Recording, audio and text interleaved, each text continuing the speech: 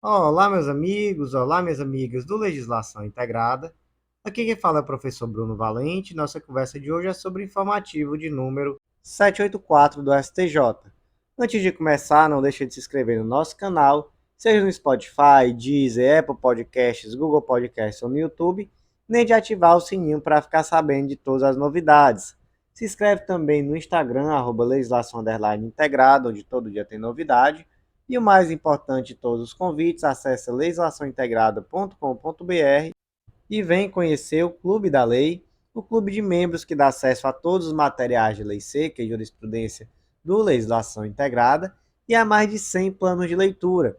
Gente, uma assinatura única para várias carreiras e tanto com planos base, que é aquele plano pré-edital, quanto com planos focados em editais específicos. Então, tudo que você precisa para um estudo completo, atualizado e organizado de lei seca e jurisprudência. Conhece também o Mapa do Aprovado, esse curso que te ensina a organizar os teus estudos de uma forma super estratégica e com muita autonomia. E por último, conhece a Editora Integrada, essa parceira que vem para te ajudar a viabilizar aquela publicação daquela monografia, TCC, tese, que está ali na gaveta e pode se tornar um livro publicado com ISBN, com selo editorial e quem sabe até pode ser muito útil em uma futura prova de títulos. E meus amigos, sem mais delongas, vamos começar comentando a nova súmula do STJ, súmula 657, que tem o seguinte texto: atendidos os requisitos da segurada especial do RGPS e do período de carência, a indígena menor de 16 anos faz jus ao salário maternidade. Então vamos lá. Primeiro ponto. O sistema previdenciário protege os indígenas, caso eles desempenhem trabalho remunerado. Esse é o primeiro ponto. Então tem diferença se é indígena? Não tem.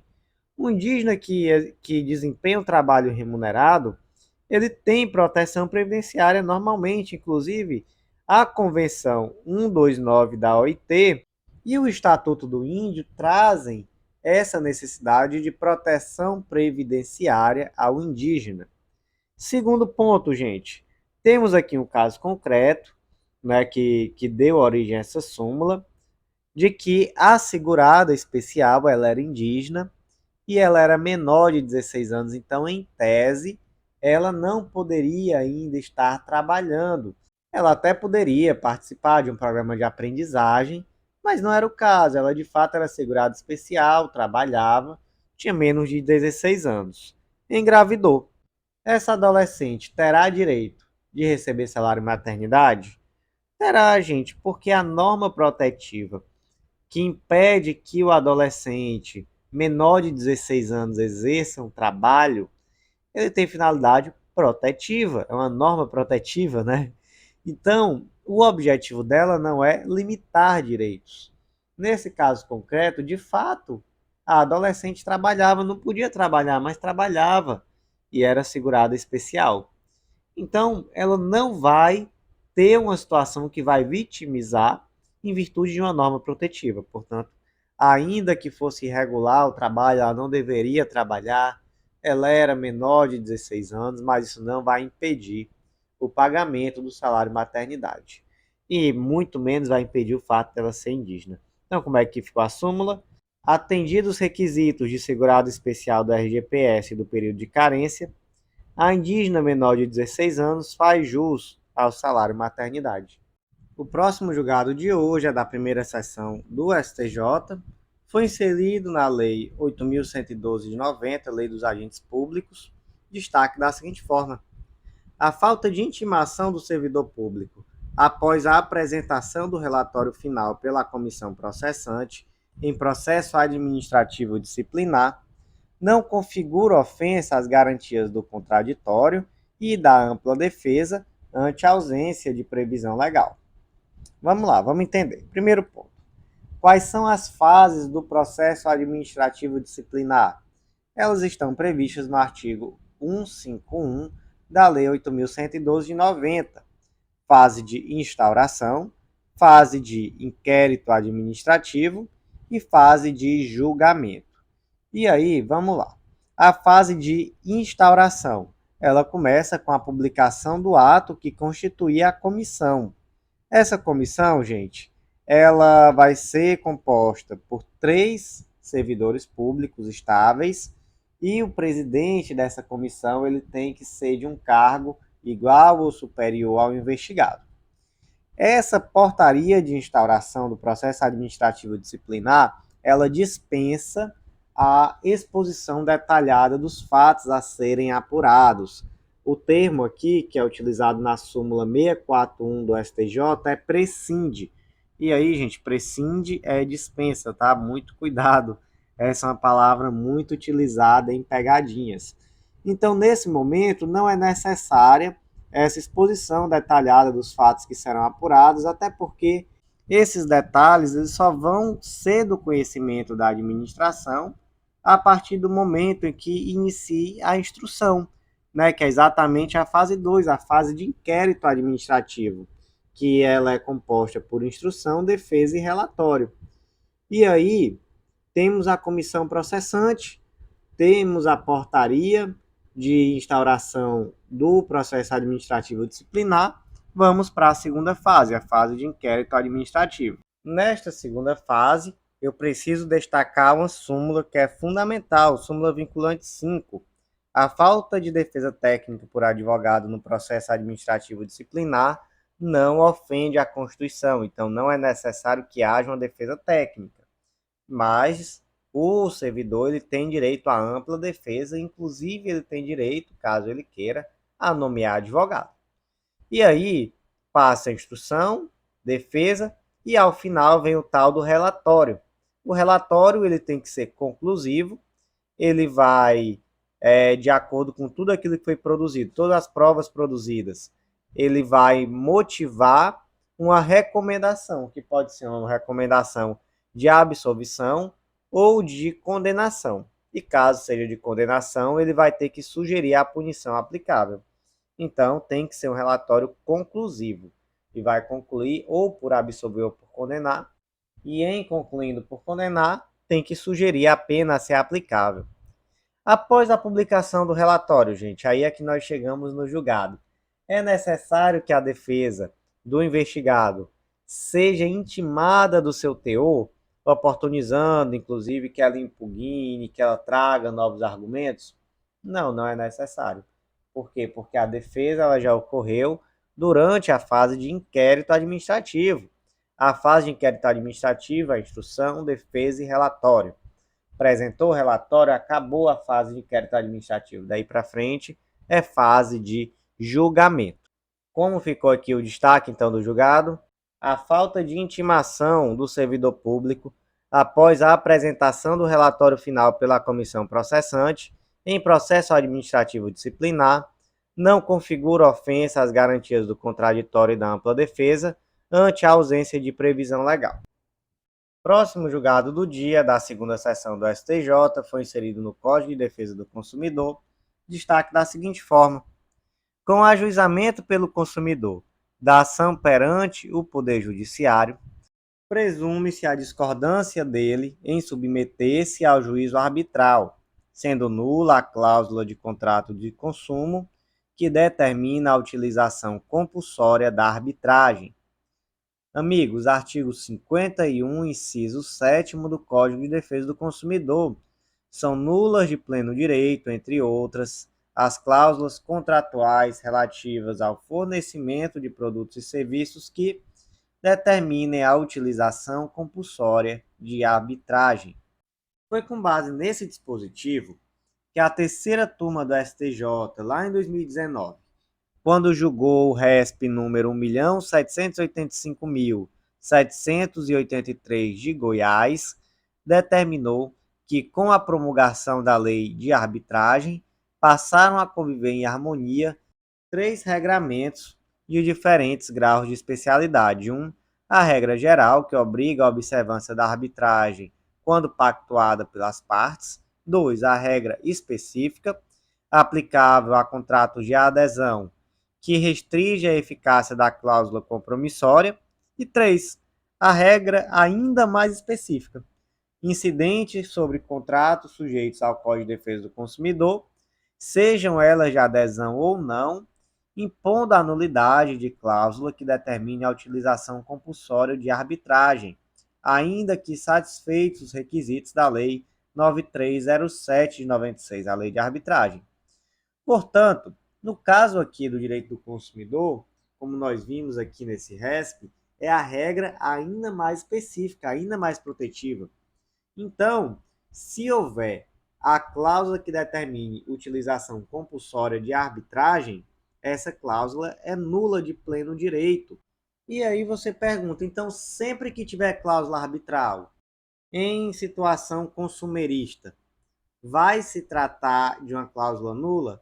Não, né, gente? É nula quando determinar a utilização compulsória de arbitragem.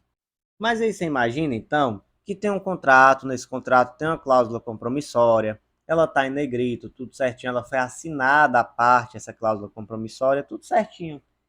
Mas o consumidor, ele propõe ação em juízo, direto. E aí? O consumidor agiu corretamente? Isso é possível? Gente, isso é possível.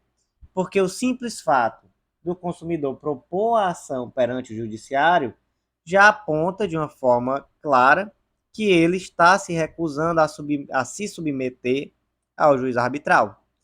Então, a partir do momento que ele propôs a ação, ele discordou da cláusula compromissória. Simples assim, gente.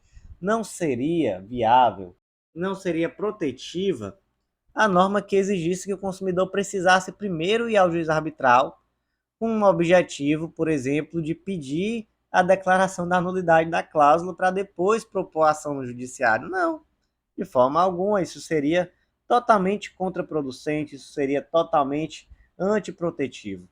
Então, na prática, se ele propôs a ação é porque ele não concorda com a cláusula arbitral. Então, destaque com o ajuizamento pelo consumidor de ação perante o Poder Judiciário, presume-se a discordância dele em submeter-se ao juízo arbitral, sendo nula a cláusula de contrato de consumo que determina a utilização compulsória da arbitragem. Próximo julgado do dia é da terceira sessão do STJ, foi inserido na Lei de Execução Penal, destaque da seguinte forma: a proibição genérica do consumo de álcool, imposta como condição especial ao apenado, com a argumentação geral de preservar a saúde mental do condenado ou prevenir futuros crimes, deve vincular a necessidade da regra às circunstâncias específicas do crime pelo qual o condenado foi sentenciado. Meus amigos, lá no artigo 115 da Lei de Execução Penal, está determinado que o juiz poderá estabelecer condições especiais para a concessão do regime aberto, sem prejuízo das seguintes condições que são gerais e obrigatórias. Quais são?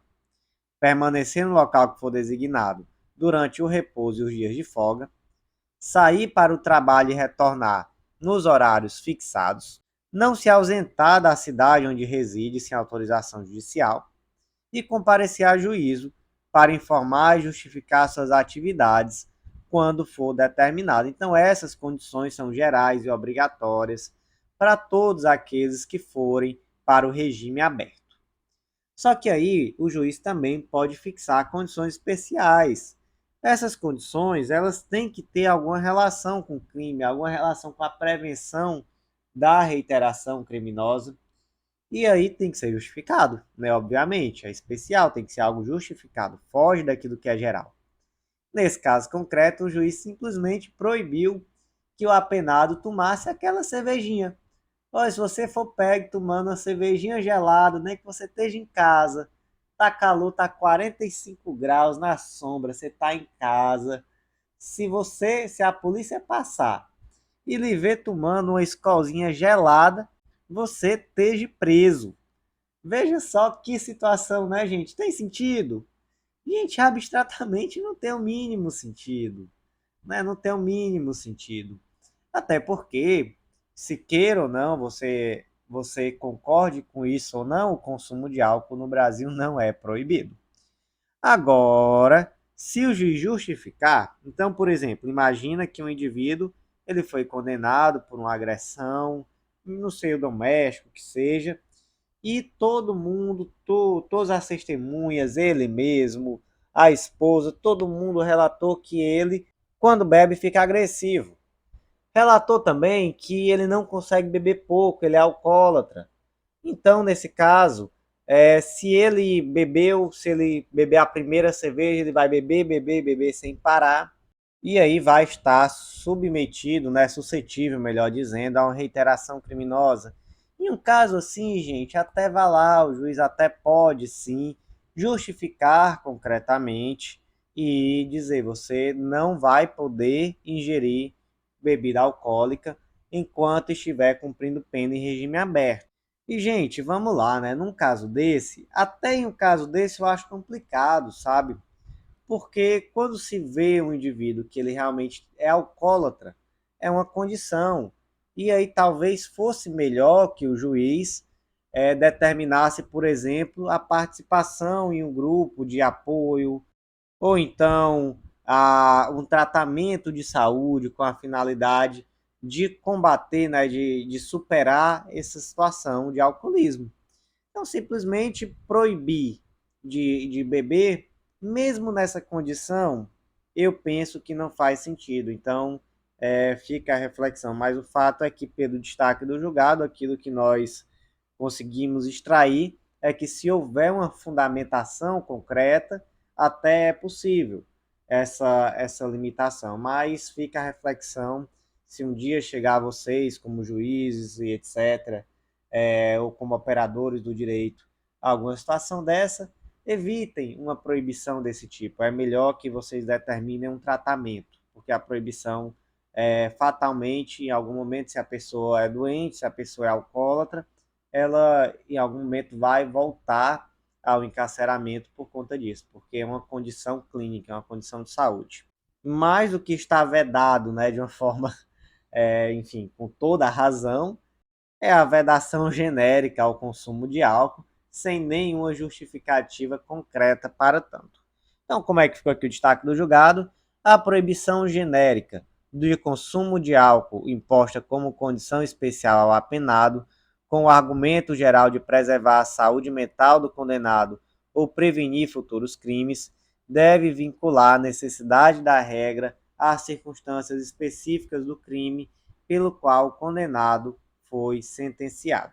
O próximo julgado do dia é da primeira turma do STJ, foi inserido na Lei 8.112 de 90, destaque da seguinte forma: servidora pública que pede exoneração e fica inerte por mais de 3 anos até ingressar com ação judicial, requerendo declaração de nulidade do ato administrativo e a consequente reintegração ao cargo, não tem direito à indenização de valores retroativos à exoneração, por configurar enriquecimento sem causa.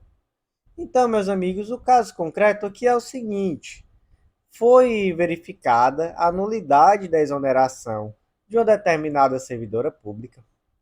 E aí, a partir desse momento, ela vai ser o quê? Ela vai ser reintegrada.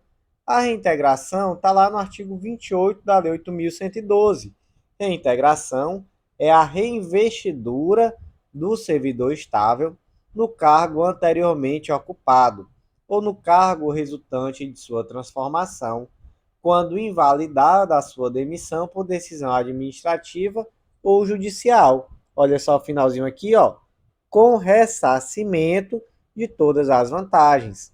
Então a regra é a seguinte: o indivíduo foi exonerado de forma equivocada, houve uma nulidade nessa exoneração. O que vai acontecer? Ele será reintegrado. E ao ser reintegrado, ele deverá também ser reembolsado de todos os valores que deveria ter recebido durante o período que ele esteve exonerado de forma nula. Acontece, gente, que nesse caso concreto, a servidora, por qualquer razão aqui que seja, ela demorou 3 anos para propor a ação judicial.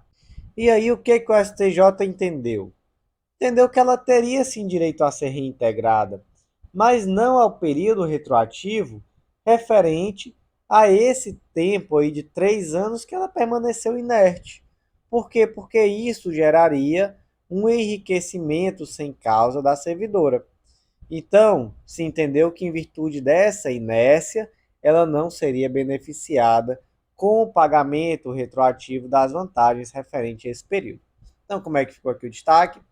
Servidora pública que pede exoneração e fica inerte por mais de 3 anos até ingressar com a ação judicial, requerendo a declaração da nulidade do ato administrativo e a consequente reintegração ao cargo, não tem direito à indenização de valores retroativos à exoneração por configurar enriquecimento sem causa.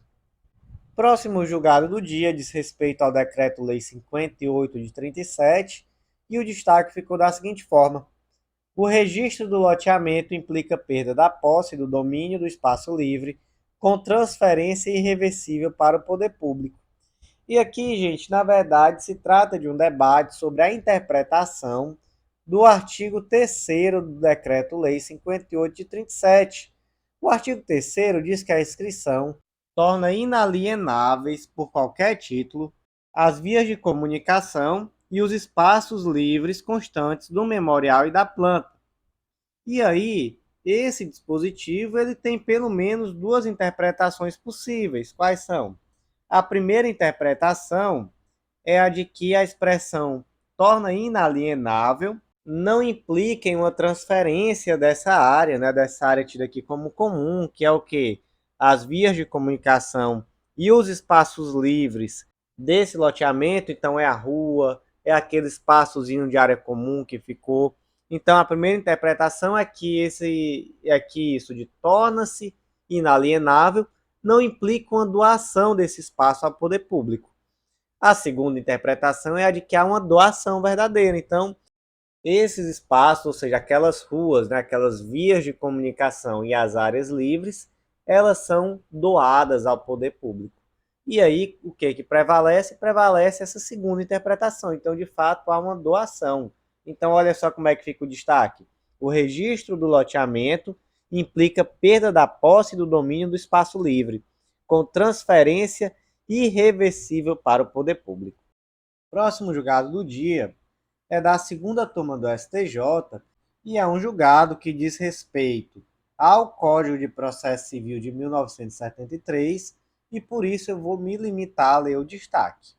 A substituição da carta de fiança bancária por seguro-garantia em execução fiscal não necessita de acréscimo de 30% sobre o valor do débito. Próximo julgado do dia é da terceira turma do STJ e é um julgado que tem pouca relevância para concursos públicos. Ele diz respeito a uma lei muito específica, que é a Lei 6729 de 79, que dispõe sobre a concessão comercial entre produtores e distribuidores de veículos automotores de via terrestre, e por isso eu vou também me limitar a ler somente o destaque. Na hipótese de não renovação de contrato de concessão comercial de veículos, o prédio construído em terreno alheio em razão da concessão não se insere no conceito de instalações a justificar o respectivo ressarcimento pela concedente à concessionária.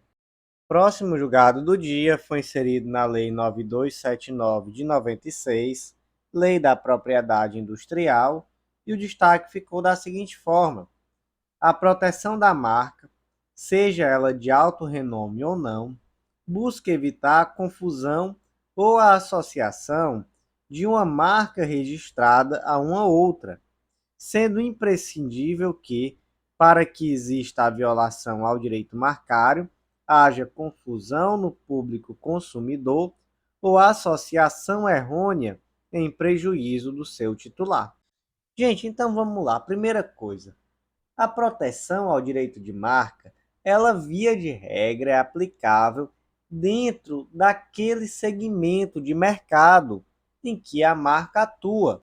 Veja só o que diz o artigo 129 da Lei de Propriedade Industrial. A propriedade da marca adquire-se pelo registro validamente expedido, conforme as disposições desta lei, sendo assegurado ao titular seu uso exclusivo em todo o território nacional. E aí o dispositivo segue para tratar sobre situações mais específicas, tais como as marcas coletivas. Mas vamos lá. Eu Bruno dou início a uma atividade econômica, que é uma fábrica de chinelos. E o nome do meu chinelo é Chinelo Marajoara. Registrei a marca Marajoara. Em todo o território nacional, eu tenho direito exclusivo de uso da marca Marajoara. Mas, gente, se o Zezinho der início a uma loja de copo, que o nome é Copo Marajoara, eu não tenho como evitar que o Zezinho utilize essa marca. Por quê? Porque a proteção está restrita ao âmbito de atuação da minha marca, que é uma fábrica de chinelo. Situação diferente, gente, é daquela marca tida como de alto renome. Veja só o que diz o artigo 125. A marca registrada no Brasil, considerada de alto renome, será assegurada proteção especial em todos os ramos de atividade. Então é muito diferente a Coca-Cola, por exemplo. A Coca-Cola é uma marca de alto renome e que todo mundo identifica o nome Coca-Cola, todo mundo sabe o que é a Coca-Cola.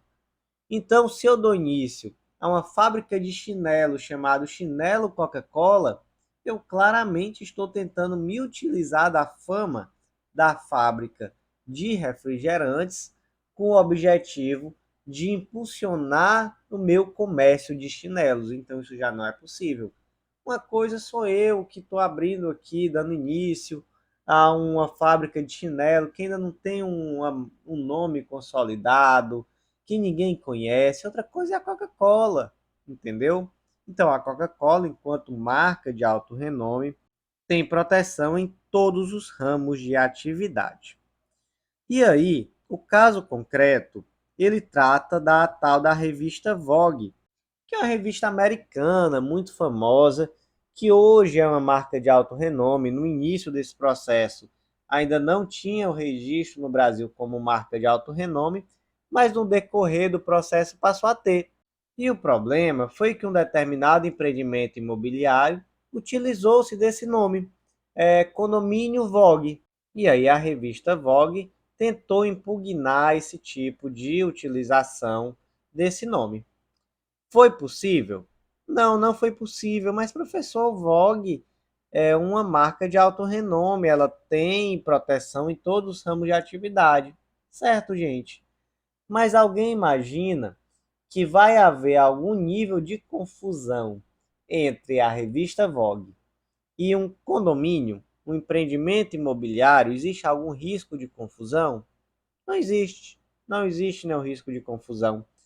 Então, esse foi o argumento-chave pelo qual se entendeu que, mesmo se tratando de uma marca de alto renome, em uma situação como essa, que há zero risco de confusão entre as empresas, não há a vedação à utilização do nome. Então, se entendeu que sim, era possível a utilização desse nome, Condomínio Vogue.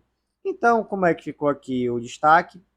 A proteção da marca, seja ela de alto renome ou não, busca evitar a confusão ou a associação de uma marca registrada a uma outra, sendo imprescindível que, para que exista a violação ao direito marcário, haja confusão no público consumidor ou associação errônea em prejuízo do seu titular.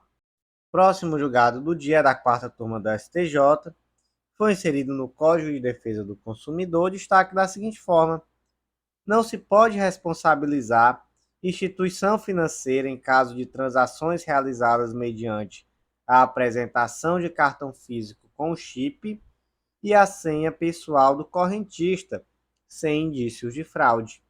Meus queridos, tratamos aqui de um caso de responsabilidade do fornecedor de serviço, no caso aqui da instituição bancária, e nós sabemos que a regra aqui é a responsabilidade objetiva, independente de culpa, não é? Então, e nós sabemos também, ou vamos saber a partir de agora, que pelo artigo 14, parágrafo 3º do CDC, o fornecedor de serviço, ele só não será responsabilizado quando provar que, tendo prestado o serviço, o defeito não existe, ou a culpa é exclusiva do consumidor de terceiro. E aí, nesse caso da responsabilidade da instituição financeira, quando a compra é efetuada com o cartão de crédito utilizando o chip e a utilização da senha do consumidor, temos aqui um caso em que a instituição financeira não responde pelo dano que foi causado ao consumidor. Por quê? Porque se entende que é de responsabilidade do consumidor manter a guarda de seu cartão com chip e de sua senha. Portanto, se o consumidor, por exemplo, perde o cartão e alguém efetua uma compra com esse cartão utilizando a senha, realmente não há como se cogitar, em regra, não é, pelo menos como nós vamos ver, que a instituição financeira será responsabilizada. Quando, gente, que nós conseguimos excepcionar essa regra? Quando as compras efetuadas com o cartão desse indivíduo, desse consumidor, são compras que estão totalmente fora do seu padrão de compra e em situações que geram uma verdadeira suspeita de fraude. Então imagina, por exemplo, que a compra foi realizada com cartão, mas foi realizada em um valor muito mais alto do que o que é normal para aquele consumidor e em uma maquineta que está registrada em nome de uma empresa que já foi utilizada várias vezes para cometer fraudes contra consumidores. Então, nesse caso, é possível sim responsabilizar a instituição financeira por se entender que dentro desse contexto era possível que a instituição financeira tivesse identificado uma possível fraude e tivesse adotado alguma medida adicional com o objetivo de verificar a validade daquela ação. Então, nesse caso, seria sim possível excepcionar essa regra, mas na regra geral e nesse caso concreto especificamente, entendeu que a compra que foi efetuada pelo fraudador ela estava totalmente dentro do perfil de consumo do consumidor e foi uma compra efetuada com cartão, com chip do cartão, né, e senha. Então, de fato, não havia responsabilidade da instituição financeira. Como ficou aqui o destaque, não se pode responsabilizar a instituição financeira em caso de transações realizadas mediante a apresentação de cartão físico com chip e senha pessoal do correntista sem indícios de fraude. Próximo julgado do dia foi inserido no Código de Processo Civil, destaque da seguinte forma: a concessão da segurança em relação à impetração do mandamus contra decisão em procedimento de produção antecipada de provas requer a apreciação da eventual teratologia de manifesta ilegalidade ou do abuso de poder no ato judicial atacado. Então, olha só como foi a situação concreta, gente. Em um procedimento de produção antecipada de provas, havia uma prova pericial, né? Havia um laudo pericial, e uma das partes entendeu que havia necessidade de esclarecimentos. Então, ela, conforme o artigo 477, parágrafo 3º, requeriu que esse perito fosse chamado em uma audiência de instrução para se manifestar acerca dos pontos que ele trouxe no laudo pericial, então, para esclarecer eventuais dúvidas. Só que, gente, nesse momento, caberia a essa parte ter apresentado os quesitos para que o perito, no momento que ele chegasse na audiência, ele já tivesse a resposta àqueles quesitos que foram formulados no momento da petição. Veja só o que diz o artigo 477, parágrafo 3º. Se ainda houver necessidade de esclarecimentos, a parte requererá ao juiz que mande intimar o perito ou assistente técnico a comparecer à audiência de instrução e julgamento, formulando desde logo as perguntas sob forma de quesitos. A questão, gente, ele não trouxe nenhum quesito, ele só fez requerer. E aí depois, tardiamente, ele apresentou 6 quesitos. E aí depois, na véspera da audiência de instrução, ele apresentou mais 36 quesitos adicionais. Gente, tempestivamente? Não, tudo isso intempestivo. Ele tinha que ter apresentado no momento que ele requereu essa audiência de instrução, com o objetivo de questionar acerca de eventuais dúvidas. E aí, quando o perito viu aqueles 36 quesitos mais 6, né, acho que 42 quesitos, ele requereu ao juiz que fosse adiada essa audiência para que ele tivesse tempo de se manifestar. O juiz então disse: não, a audiência está mantida e esses quesitos são intempestivos, todos eles, tanto os 6 primeiros quanto os 26, 36, desculpa, subsequentes. Portanto, a audiência está mantida e o perito não está obrigado a se manifestar sobre ele, já que foi tudo intempestivo. A parte, então, impetrou um mandado de segurança. Esse mandado de segurança vai ser provido, ou seja, vai ser concedida a segurança? Não vai não, né? Não vai, gente. Por quê? Porque, na verdade, ele que agiu tardiamente, ele que apresentou os quesitos de forma intempestiva. E quais são as únicas hipóteses em que um mandado de segurança desse tipo deve ser deferido? Quando houver manifesta ilegalidade ou abuso de poder ou decisão teratológica. Nenhuma dessas situações está presente, portanto, não será concedida a segurança. Então, como é que ficou aqui o destaque? Vamos reler. A concessão da segurança em relação à impetração do mandado de segurança contra decisão em procedimento de produção antecipada de provas requer a apreciação de eventual teratologia, da manifesta ilegalidade ou do abuso de poder no ato judicial atacado. Próximo julgado do dia da quinta turma do STJ foi inserido no Código de Processo Penal destaque da seguinte forma: para fixação de indenização mínima por danos morais, nos termos do artigo 387, inciso 4 do Código Penal, não se exige instrução probatória acerca do dano psíquico, do grau de sofrimento da vítima, bastando que conste pedido expresso na inicial acusatória, garantia suficiente ao exercício do contraditório e da ampla defesa.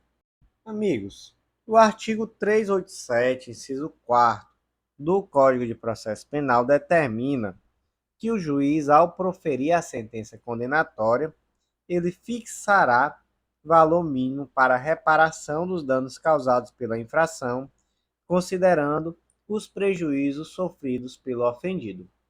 Temos aqui algumas considerações muito importantes sobre esse dispositivo.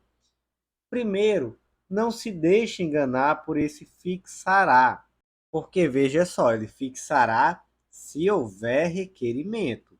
Esse é o entendimento majoritário até então. Temos inclusive no material decisão da quinta turma da STJ nesse sentido. Segundo ponto, qual a natureza dessa norma?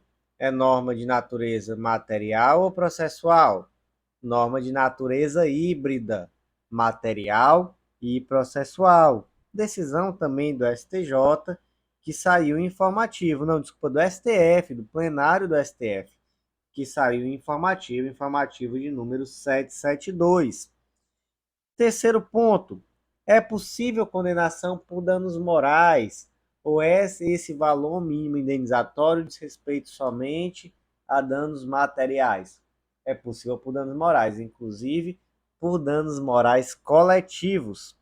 Temos decisão nesse sentido também da segunda turma do STF, na ação penal 1002 do DF, saiu no informativo 981. Mais um ponto importante, reconciliação da vítima com o agressor faz com que não seja mais possível fixar o valor mínimo de reparação? Faz não, tá, gente? Fixa o valor mínimo de reparação e cabe à vítima decidir se vai ou não executar.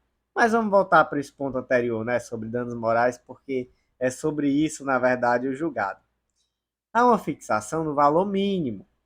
Isso significa que, posteriormente, uma ação civil é possível, inclusive, requerer uma majoração, porque é simplesmente ali um valor mínimo.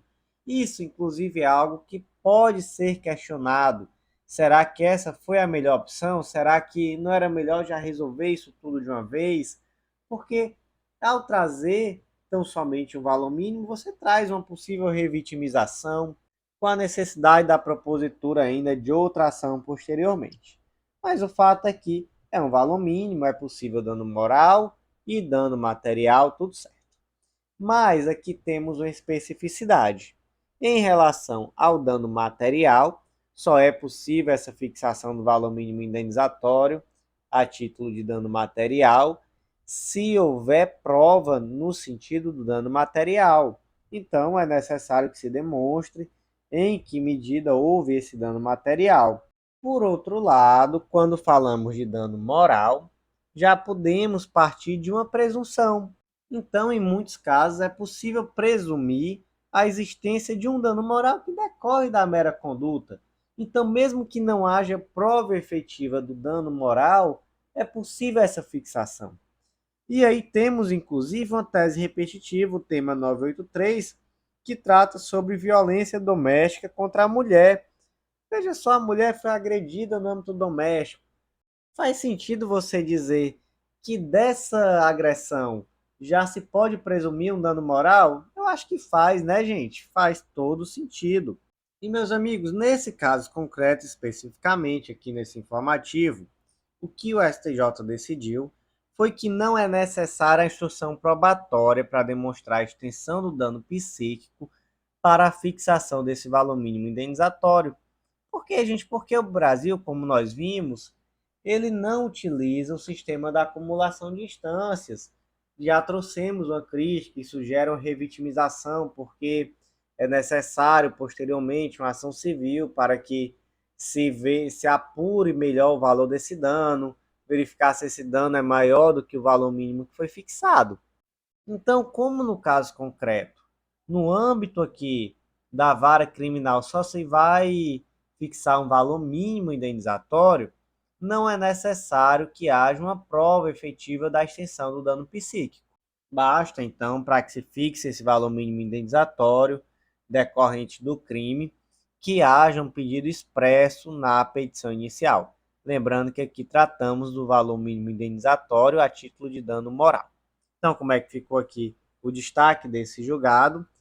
Para a fixação de indenização mínima por danos morais, nos termos do artigo 387, inciso 4 do Código Penal, não se exige instrução probatória acerca do dano psíquico, do grau de sofrimento da vítima, bastando que conste pedido expresso na inicial acusatória, garantia suficiente ao exercício do contraditório e da ampla defesa.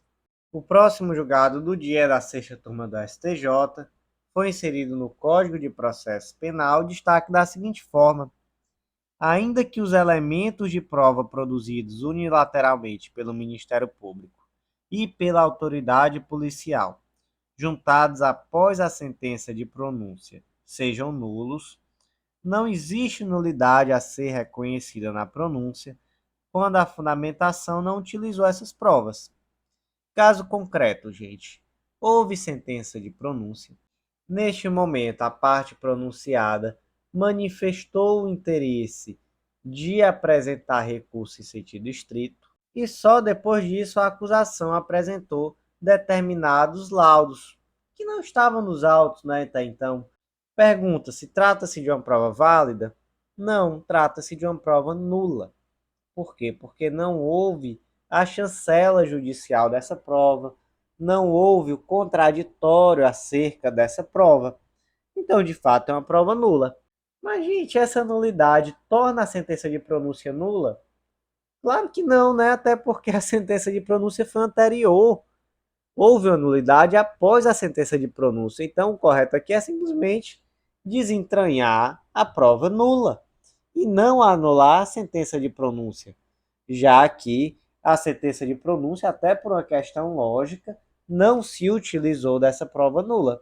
Portanto, gente, basicamente, partimos aqui daquela máxima de que nenhum ato será declarado nulo se da nulidade não resultar prejuízo, seja para a acusação, seja para a defesa. Onde é que está isso? Artigo 563 do Código de Processo Penal.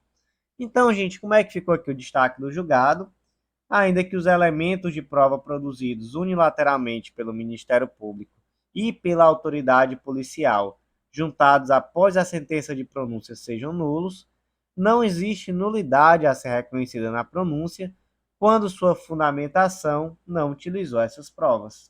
O último julgado do dia, inserido na Lei de Prevenção à Lavagem de Dinheiro Lei número 9613 de 98 destaca da seguinte forma: sem autorização judicial, é ilícita a solicitação de relatórios de inteligência financeira feita pela autoridade policial ao COAF, atual UIF. Então vamos lá, gente. Primeiro ponto. É constitucional o compartilhamento de relatório de inteligência da UIF, né, antiga COAF, e da íntegra de procedimento fiscalizatório da Receita Federal? Constitucional. Inclusive, temos tese de repercussão geral, é o tema 990 do STF. Vamos ler, gente, porque se trata de uma tese importantíssima. Tese de repercussão geral, tema 990 do STF. 1. É constitucional o compartilhamento dos relatórios de inteligência financeira da UIF e da íntegra do procedimento fiscalizatório da Receita Federal do Brasil, em que se define o lançamento do tributo com os órgãos de persecução penal para fins criminais, sem prévia autorização judicial, devendo ser resguardado o sigilo das informações em procedimentos formalmente instaurados e sujeitos a posterior controle jurisdicional. 2. O compartilhamento pela UIF e pela Receita Federal do Brasil, referido no item anterior, deve ser feito unicamente por meios formais de comunicação com garantia de sigilo, certificação do destinatário e estabelecimento de instrumentos efetivos de apuração e correção de eventuais desvios. Mas, gente, vamos diferenciar aqui uma coisa, tá? Essa tese trata daquela situação que a Receita Federal do Brasil, por exemplo, ela verifica uma movimentação estranha. O que ela faz? Ela compartilha essa informação com o órgão de persecução penal. Mesmo caso a UIF. Então é esse compartilhamento que ele se dá por meios formais de comunicação com garantia de sigilo. É diferente do contrário. Nesse caso, né, não é necessária autorização judicial. A Receita Federal verificou alguma coisa errada, verificou ali alguma situação potencialmente criminosa, ela vai compartilhar esses dados com o órgão de persecução penal atendendo a esses requisitos. Mas e o contrário? É possível que o órgão policial requisite essas informações sem que passe, né, portanto, pelo judiciário, sem requerer ao judiciário? Não, gente, não é possível. Isso daí não é possível. Nesse caso, é necessário sim que haja um requerimento do Poder Judiciário. Portanto, se a autoridade policial requisita essa informação da Receita Federal ou da UIF sem passar pelo Judiciário, temos aí uma ilegalidade. Como é que ficou então, gente, o destaque? Sem autorização judicial, é ilícita a solicitação de relatórios de inteligência feita pela autoridade policial ao COAF, atual UIF. Então, meus amigos, por hoje foi isso. Eu agradeço a você que ouviu até o final. Faça aquele convite, não deixe de acessar legislaçãointegrada.com.br. Lá você vai conhecer o Clube da Lei, esse clube de membros que dá acesso a todos os materiais de lei seca e jurisprudência do Legislação Integrada e a mais de 100 planos de leitura, planos por edital e por carreira, tudo que você precisa para um estudo completo, atualizado e organizado de lei seca e jurisprudência. Vem conhecer também o Mapa da Aprovada, esse curso que te ensina a organizar os teus estudos de uma forma super estratégica, pautada na tua realidade com muita autonomia, sem depender de ninguém, de coach, de mentor, você com você mesmo. E por último, aquele convite, vem conhecer a Editora Integrada, essa editora que é uma parceira e que quem sabe vai te ajudar no momento de publicar aquele TCC, aquela monografia, aquele manuscrito qualquer que seja que está ali na gaveta e que você até então não teve a oportunidade de publicar e que quem sabe pode ser muito importante até mesmo em uma futura prova de títulos. Então, meus amigos, por hoje foi isso. Eu agradeço a vocês. Até a próxima.